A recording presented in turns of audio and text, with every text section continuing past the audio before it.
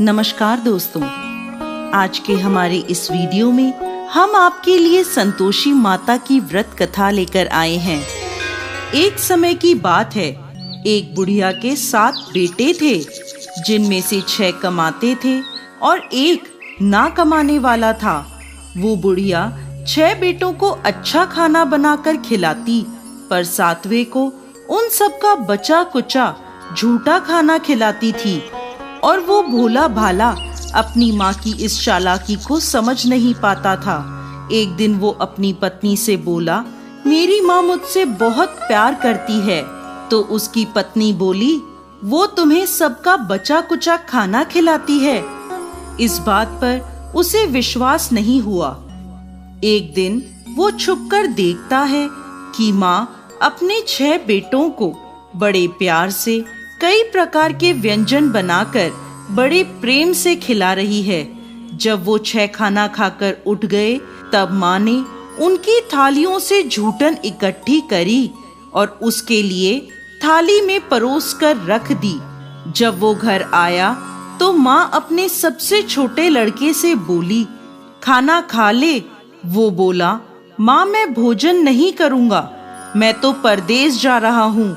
माँ बोली, कल जाता आज ही चला जा। वो घर से निकल गया और गौशाला में पहुंचा, जहां उसकी पत्नी गोबर के उपले थाप रही थी। अपनी पत्नी के पास गया और बोला, मैं परदेश जा रहा हूँ, कुछ समय के बाद आऊंगा। तुम संतोष से रहना और अपने धर्म का पालन करना। इस पर उसकी पत्नी बोली, स्वामी आप आनंद से जाइए, मेरी चिंता मत करें, मैं तो राम भरोसे यहाँ रह लूंगी। ईश्वर आपकी सहायता करे। अपनी कोई निशानी मुझे दे दीजिए, जिसे देखकर मैं धीरज करती रहूंगी। इस पर वो बोला, मेरे पास इस अंगूठी के सिवा कुछ भी नहीं है, तुम ये रख लो और मुझे भी अपनी कोई निशानी दे दो। वो बोली, मेरे पास तो कुछ भी नहीं है, बस ये गोबर से भरे हाथ हैं। ये कहकर उसने अपने पति की पीठ पर गोबर के हाथ की थाप मार दी। वो चल दिया। चलते चलते वो दूर किसी नगर में पहुंचा और एक व्यापारी की दुकान पर जाकर बोला, भाई मुझे नौकरी पर रख लो। व्यापारी को नौकर की जरूरत थी, तो वो बोला, ठीक है, लेकिन तनख्वाह तुम्हारा काम देखकर ही बताऊंगा। वो वहीं रहने लगा और सुबह 7 बजे से रात को 9 बजे तक नौकरी करने लगा। थोड़े ही दिनों में वो व्यापारी का सारा लेन देन और हिसाब किताब करने लगा। कुछ ही समय में सेठ ने उसे आधे मुनाफे का हिस्सेदार बना दिया। 12 वर्षों में वो नामी सेठ बन गया। इधर उसकी पत्नी को सास और जेठानियां बड़ा कष्ट देने लगी। उसे लकड़ी लेने जंगल में भेजती, भूसे की रोटी देती, फूटे नारियल में पानी देती। वो बड़े कष्टों से जीवन बिता रही थी।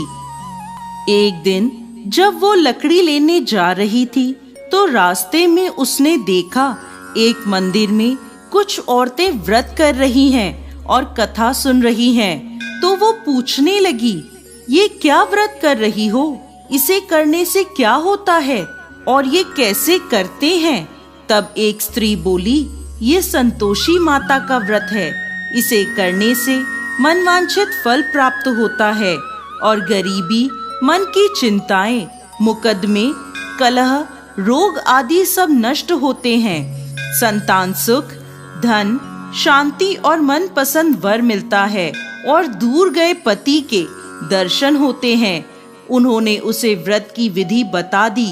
उसने रास्ते में सारी लकड़ियां बेच दी और उन पैसों से गुड़ और चना खरीद लिया और व्रत की तैयारी कर संतोषी माता के मंदिर में पहुंची और माता से दुखी होकर विनती करने लगी, माँ मैं अज्ञानी हूँ और बहुत दुखी हूँ, मैं आपकी शरण में हूँ, मेरा दुख दूर करो माँ। अब वो हर शुक्रवार ऐसा ही करती। एक दिन माता को उस पर दया आ गई। एक शुक्रवार उसके पति का पत्र आया और अगले शुक्रवार पति का भेजा धन उसे मिला। अब वो माता के मंदिर में गई और उनके चरणों में गिरकर रोने लगी। बोली, माँ, मैंने पैसे कब मांगे थे? मुझे तो अपना सुहाग चाहिए। मैं तो अपने स्वामी के दर्शन और सेवा करना मांगती हूँ। तब संतोषी माता ने प्रसन्न होकर कहा, जा बेटा, तेरा पति जल्द ही आएगा। वो प्रसन्न होकर घर गई और कामकाज में लग गई। उधर संतोषी माता ने स्वप्न में उसके पति को पत्नी की याद दिलाई और घर जाने को कहा। वो बोला, माँ, मैं कैसे जाऊं? परदेश की बात है, लेन देन के कई हिसाब बाकी हैं। माँ बोली, सवेरे उठकर मेरा नाम लेकर घी का दीपक जलाना और फिर दुकान पर बैठना। सवेरे उठकर उसने वैसा ही किया। देखते ही देखते सारा लेन देन साफ हो गया और धन का ढेर लग गया। वो खुश होकर घर की ओर रवाना हो गया। उधर उसकी पत्नी रोज लकड़ी लेने जाती और संतोषी माता की पूजा अर्चना करती। एक दिन वो बोली, माँ, आज ये धूल कैसी उड़ रही है? माँ बोली, बेटी, तेरा पति आ रहा है। तू लकड़ियों के 3 ढेर बना, एक नदी के किनारे रख आ, एक यहाँ रख दे और तीसरा अपने सर पर रख ले। तेरे पति के दिल में इस लकड़ी के गट्ठर को देखकर मोह पैदा होगा और घर जाकर आवाज लगाना, सासू जी, लकड़ियों का गट्ठर लो, भूसे की रोटी दो और फूटे नारियल में पानी दो। आज मेहमान कौन आया है? उसने वैसा ही किया। घर गई, आंगन में लकड़ियों का गट्ठर रखकर बोली, सासू जी, लकड़ियों का गट्ठर लो, भूसे की रोटी दो और फूटे नारियल में पानी दो। आज मेहमान कौन आया है? ये सुनकर सास दौड़ी दौड़ी बाहर आई और अपने कष्टों को भुलाने के लिए कहने लगी, बेटी, तेरा पति आया है। आ, मीठे भात का भोजन कर और गहने और कपड़े पहन। इतने में उसका पति बाहर आया और उसके हाथ में अपनी दी अंगूठी देखकर माँ से पूछने लगा, माँ, ये कौन है? माँ बोली, बेटा, ये तेरी बहू है। पूरे 12 बरस हो गए ये दिन भर घूमती फिरती है, कोई कामकाज भी नहीं करती। तुझे देखकर नखरे कर रही है। वो बोला, माँ, मैंने तुम्हें और इसे दोनों को देख लिया है। अब मुझे दूसरे घर की चाबियां दे दो, मैं उसमें रहूंगा। माँ बोली, ठीक है, जैसी तेरी मर्जी। और माँ ने चाबियों का गुच्छा पटक दिया। बेटे ने अपना सामान दूसरे घर में रख दिया। देखते ही देखते उनके राजा के समान ठाट बाट हो गए। अगला शुक्रवार आया। वो अपने पति से बोली, मुझे संतोषी माता के व्रत का उद्यापन करना है। वो बोला, खुशी से करो। वो तैयारियों में लग गई। उसने जेठ के लड़कों को जीमने बुलाया। पीछे से जेठानियों ने अपने बच्चों को सिखा दिया, तुम खाने के बाद खटाई मांगना, जिससे उसका उद्यापन पूरा ना हो। लड़कों ने जीमते ही खटाई मांगी। तब वो बोली, नहीं नहीं, खटाई मैं नहीं दे सकती, ये संतोषी माता का प्रसाद है। लड़के बोले, तो फिर पैसे दे दो।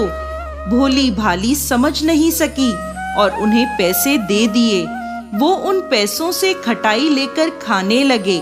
इस पर संतोषी माता क्रोधित हो गईं। राजा के दूत उसके पति को पकड़कर ले गए। वो बेचारी रोती हुई माता के मंदिर में गई और बोली, माता, ये क्या किया? माता बोली, पुत्री, मुझे दुख है कि तुमने अभिमान करके मेरा व्रत तोड़ा है और इतनी जल्दी सब भूल गई। वो बोली, माता, मैंने तो कुछ गलत नहीं किया। मैंने भूल से लड़कों को पैसे दे दिए। मुझे क्षमा करो, मैं दोबारा तुम्हारा उद्यापन करूंगी। माता बोली, जा, तेरा पति रास्ते में आता हुआ मिलेगा। वो चली गई। रास्ते में उसे उसका पति आता हुआ दिखा। उसके पूछने पर बोला, राजा ने मुझे मिलने के लिए बुलाया था। अगले शुक्रवार उसने फिर उद्यापन किया। जेठ के लड़कों को बुलाया। जेठानियों ने फिर उन्हें सिखा दिया।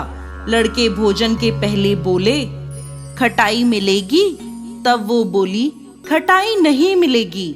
अब उसने ब्राह्मण के लड़कों को बुलाकर भोजन कराया और दक्षिणा दी।